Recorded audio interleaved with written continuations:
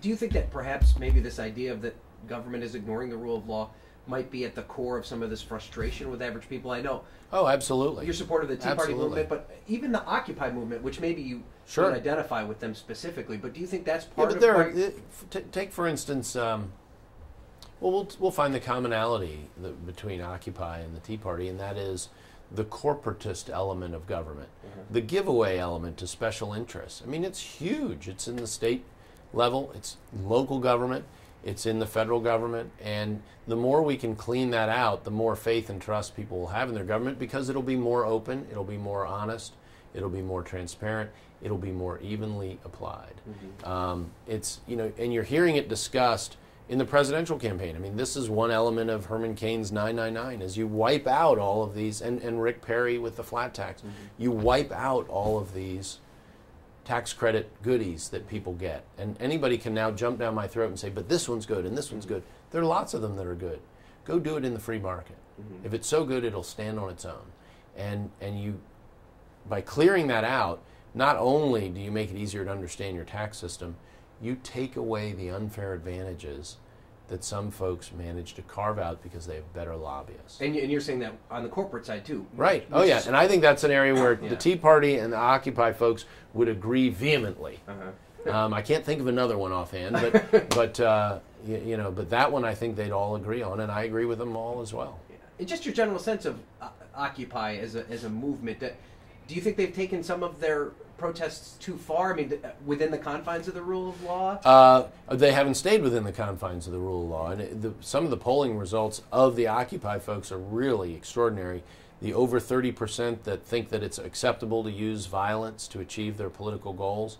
Can you imagine if that polling result came from the Tea Party folks, what the explosion in your industry would be? Well, it's been pretty muted with the Occupy folks. And, you know, I heard one guy comment who was a Tea Party member. He said, well, yeah, I've heard a lot of people say that we're the same. And I guess if you took away defecating in public and disobeying the law, not getting permits, staying overnight, and doing battle with the police, yeah, if you take all that away, I think, yeah, I guess, and the intellectual differences, yeah, I guess we're pretty much the same. But it's night and day. I mean, the only thing I think they have in common is a frustration with the continued grip special interests have on government at every level. And I think this is an area where a lot of us that are both conservative and liberal can get together and start to wring it out. And you know, that's one of those areas where I've been a transparency in budgeting, for instance, in state government person. We've made advances there.